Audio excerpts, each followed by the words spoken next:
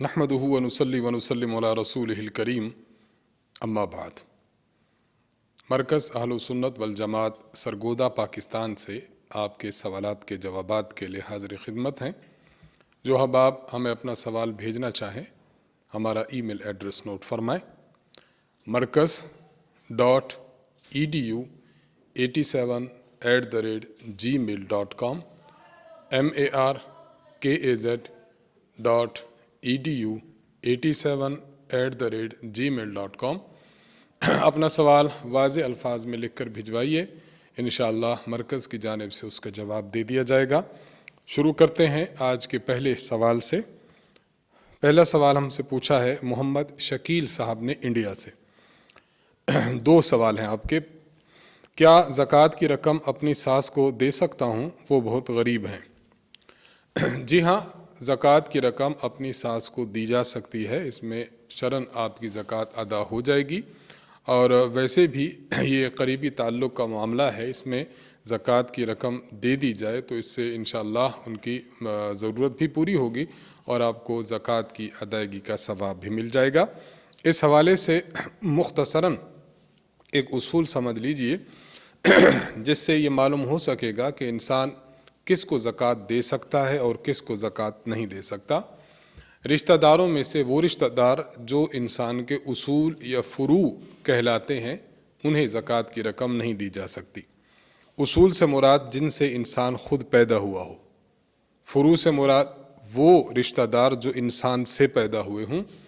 جن سے پیدا ہوا ہو یعنی باپ، ماں، دادا، دادی، نانا، نانی، یہ انسان کے اصول کہلاتے ہیں۔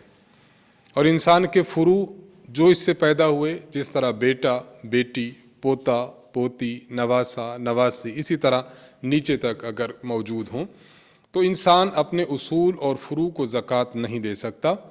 اسی طرح میاں اپنی بیوی کو زکوٰۃ نہیں دے سکتا اور بیوی اپنے میاں کو زکوٰۃ نہیں دے سکتی۔ اس کے علاوہ باقی رشتہ داروں کو دی جا سکتی ہے، مثلا جس طرح ساس ہے اس کو زکوٰۃ دی جا سکتی ہے، سسر کو زکوٰۃ دی جا سکتی ہے۔ اسی طرح کوئی مرد ہے اپنی بہو کو زکوٰۃ دے سکتا ہے، اور کوئی عورت ہے اپنے داماد کو زکوٰۃ دے سکتی ہے۔ تو اس طرح دیگر رشتہ داروں میں بہن ہیں، بھائی ہیں، ان کو زکوٰۃ دی جا سکتی ہے۔ تو اس تفصیل کے مطابق جو ہے وہ زکوٰۃ کی ادائیگی انسان کر سکتا ہے کہ کن کو دینی ہے اور کن کو نہیں دینی۔ اور دوسرا سوال آپ پوچھتے ہیں کہ 1,00,000 روپے پر کتنی زکوٰۃ ہوتی ہے؟ دیکھیے، انسان کے پاس جتنی قابل زکوٰۃ رقم موجود ہے اور اس قابل زکوٰۃ رقم پر زکوٰۃ معلوم کرنا چاہتا ہے تو اس کا آسان حل یہ ہے کہ اسے 40 پر تقسیم کر دیں۔ مثلا آپ کے پاس 1,00,000 روپے ہیں، 1,00,000 کو آپ 40 پہ تقسیم کر دیں تو یہ آپ کے 2,500 روپے بنیں گے، یہ آپ کی زکوٰۃ ہے۔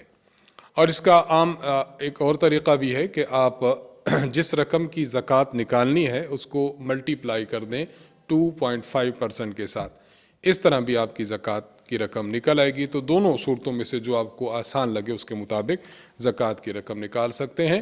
1,00,000 روپے پر 2,500 روپے زکوٰۃ ہوگی۔ نصیر احمد صاحب سرگودا سے سوال کرتے ہیں کہ ہمارے ہاں سحری کا آخری وقت 6:34 ہے۔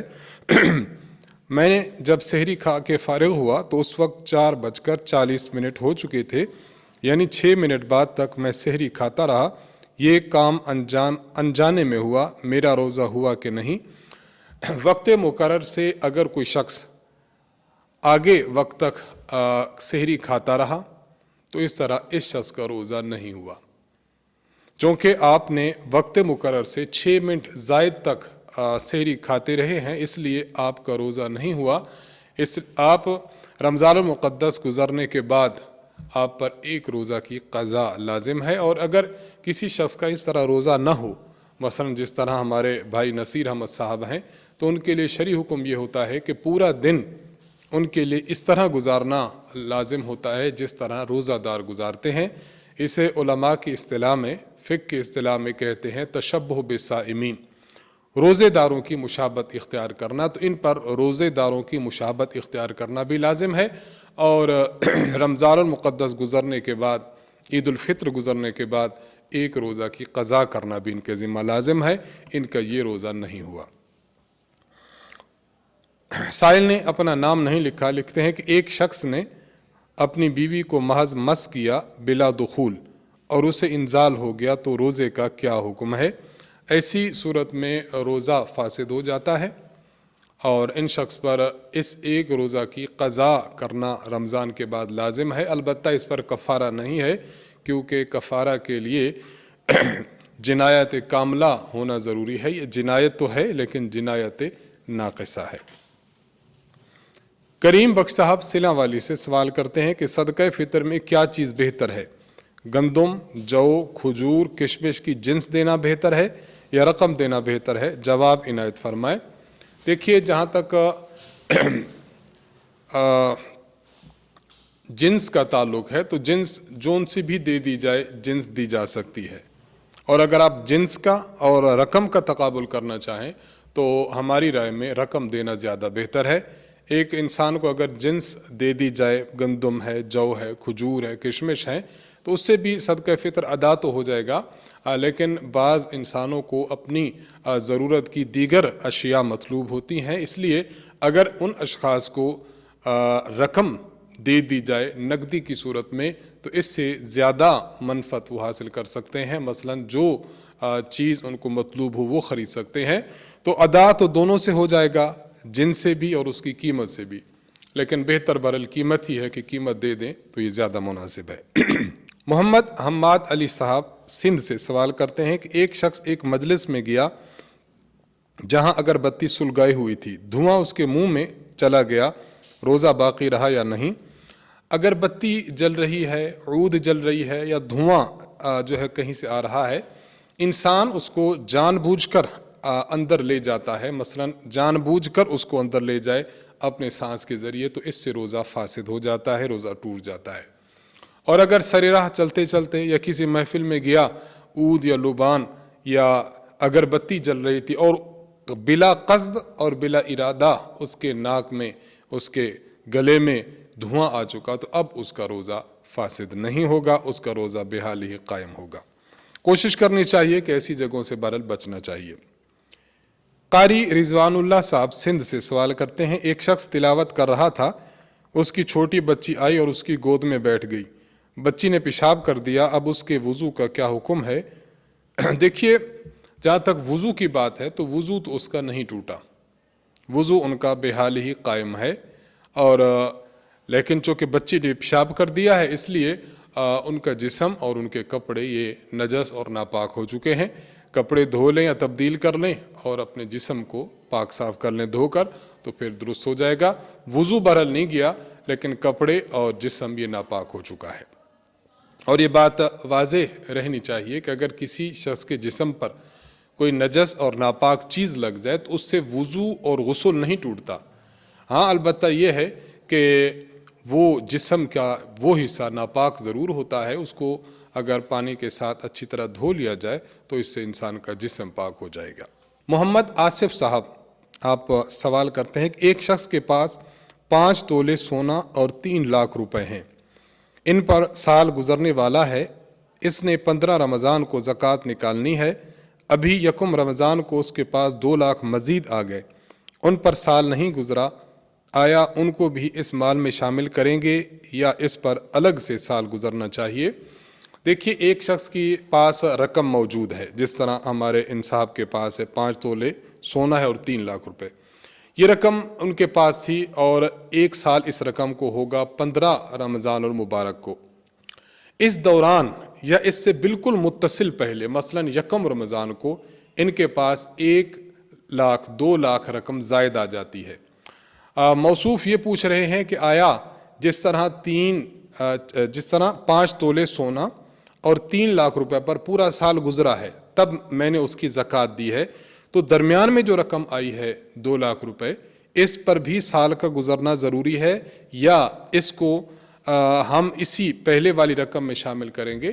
دیکھیے، یہ رقم آپ کے پاس آئی ہے یکم رمضان کو، لیکن چونکہ پچھلے سال سے لے کر اس سال 15 رمضان تک آپ کا جو زکوٰۃ والا سال ہے، یعنی آپ کی رقم پر گزرنے والا جو سال ہے وہ سال چونکہ چل رہا ہے، اس میں اصول یہ ہوتا ہے کہ درمیان میں جو رقم آپ کے پاس آئے گی اس کو آپ پہلی رقم میں شامل کر لیں گے۔ اب یوں سمجھیں گے کہ آپ کے پاس رمضان 15 رمضان کو زکوٰۃ نکالتے وقت آپ کے پاس 3 لاکھ نہیں رہا بلکہ آپ کے پاس 5 لاکھ رہا۔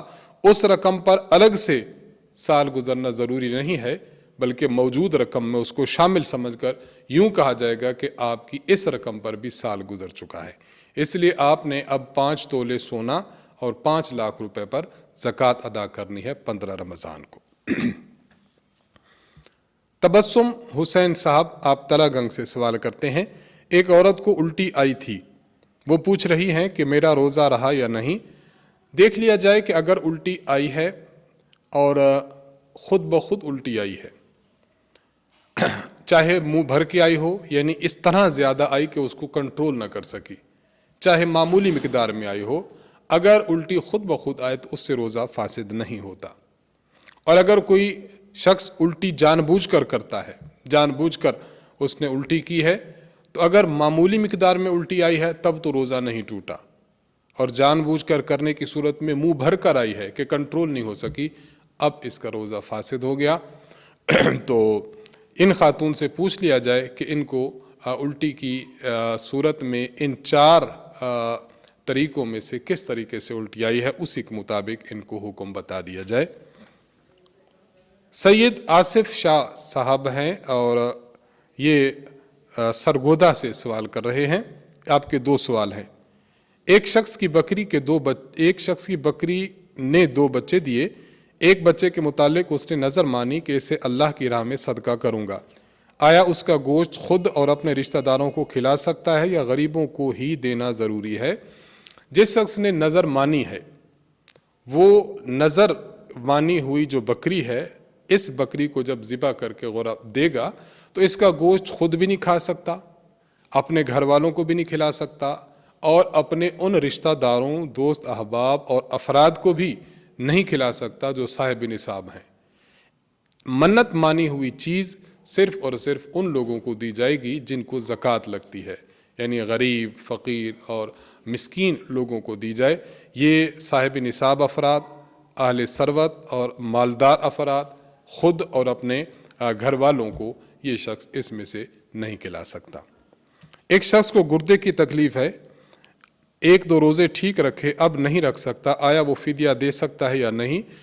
فدیہ دینے کے لیے یہ بات واضح رہے کہ اگر کسی شخص کو ایسی بیماری ہے کہ وہ اس بیماری سے نجات پا ہی نہیں سکتا، ڈاکٹر صاحب نے اسے لا علاج قرار دیا، اور اس بیماری کی موجودگی میں اس کا روزے رکھنا ممکن نہیں ہے، یا کوئی شخص اتنا ضعیف العمر ہو چکا ہے، اتنا بوڑھا ہو چکا ہے کہ وہ روزے رکھ ہی نہیں سکتا، تو ایسے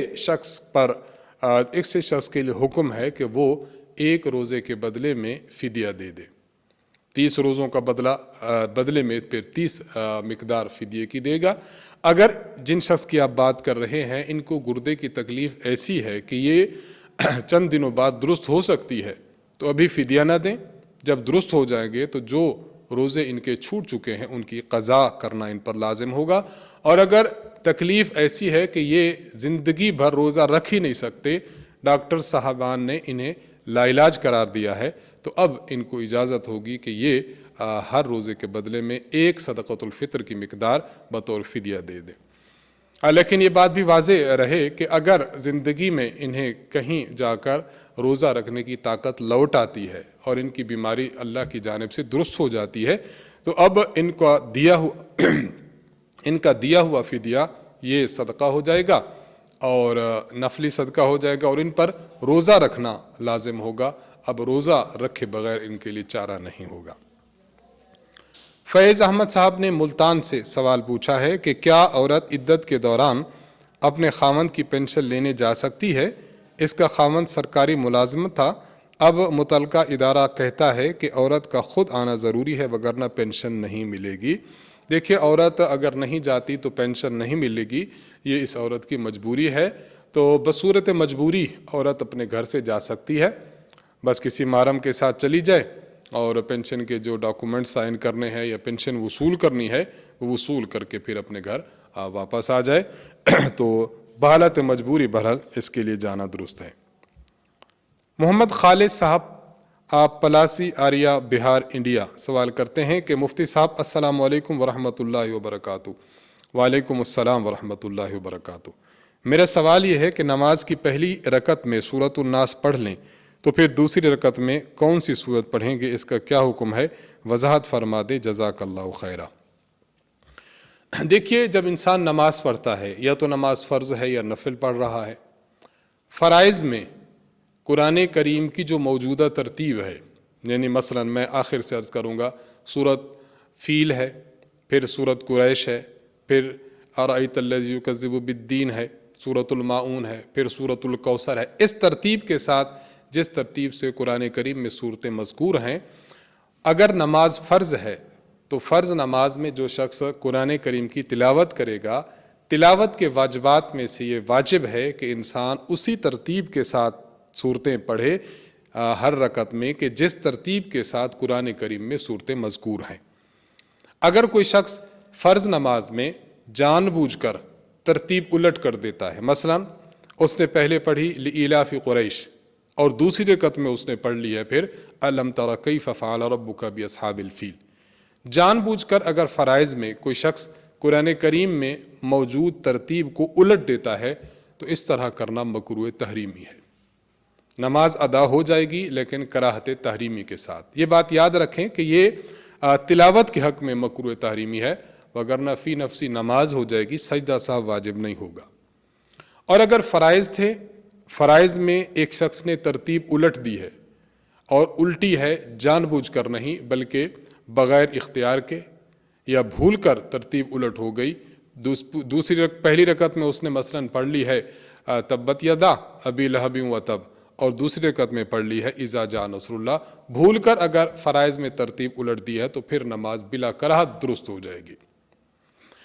آپ نے جو، اور ایک بات تو یہ، اور دوسری بات اگر کوئی سنن اور نوافل پڑھ رہا ہے تو اس میں ترتیب کا اس طرح مرتب رکھنا یہ واجب نہیں ہے، بلکہ اگر کوئی شخص جان بوجھ کر بھی الٹ دے تو اس کو مکروہ تحریمی نہ کہیں گے۔ ہاں، بہتر یہی ہے کہ سنن میں اور نوافل میں قرآن کریم کی ترتیب کو ملحوظ رکھا جائے، اچھا ضرور ہے، لیکن یہ تلاوت کے واجبات میں سے نہیں ہے۔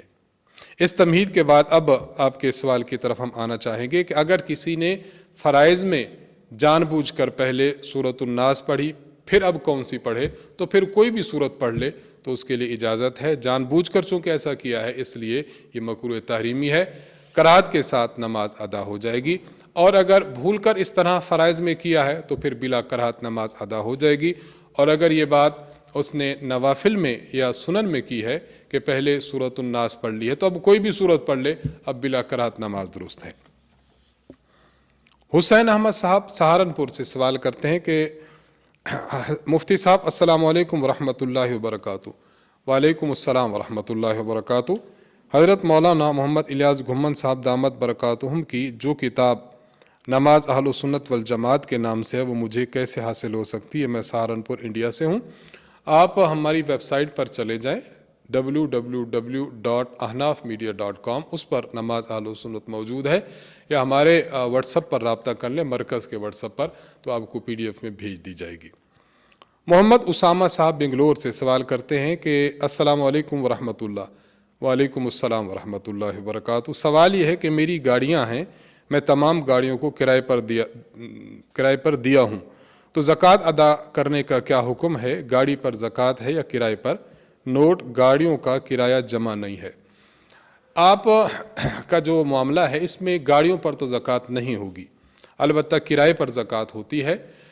اگر آپ کے پاس کرائے کی رقم جمع نہیں ہے تو بس یہ دیکھ لیجئے کہ جس تاریخ کو آپ اپنے باقی اموال کو جمع کر کے زکوٰۃ نکالتے ہیں اس وقت تک جو کرایہ آپ کے پاس بچا ہوا ہے اس کو بھی شامل کر کے زکوٰۃ ادا کریں گے۔ اور اگر آپ کے پاس باقی اموال ہیں ہی نہیں جن پر زکوٰۃ ہوتی ہے اور یہ کرایہ بھی بچتا نہیں ہے تو پھر آپ پر زکوٰۃ نہیں ہوگی۔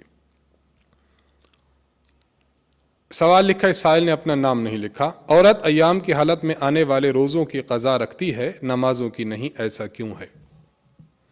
دیکھیے، اس حوالے سے پہلی بات تو بنیادی بات یہی ہے کہ یہ سمجھیں کہ شرعی احکام ہیں شریعت نے جو حکم دے دیا ہے منع تسلیم کرنا چاہیے، چاہے اس کی ریزن ہمارے ذہن میں آتی ہے، ہمیں سمجھ میں آتی ہے یا نہیں آتی، بس شرعی حکم سمجھ کر اس کو قبول کرنا چاہیے۔ صحیح مسلم میں روایت موجود ہے، حضرت معاذہ عدویہ آپ حضرت عائشہ رضی اللہ عنہا کی خدمت میں حاضر ہوئیں اور عرض کرنے لگیں کہ مجھے بتائیے کہ خاتون، یہی سوال کیا جو آپ پوچھ رہے ہیں کہ خاتون جب ایام میں ہوتی ہے تو روزوں کی قضا کرتی ہے، نمازوں کی نہیں، اس کی وجہ کیا ہے؟ حضرت عائشہ رضی اللہ عنہا نے ارشاد فرمایا کہ اس کی وجہ یہی ہے کہ جب نبی علیہ السلام کا دور تھا تو ہمیں میں سے کسی ایک عورت کو اگر یہ والا عارضہ لاحق ہوتا تھا تو ہمیں حکم ہوتا تھا کہ نمازوں کی قضا نہ کریں، روزوں کی قضا کریں، اس لیے نمازوں کی قضا نہیں ہے، روزوں کی قضا ہے۔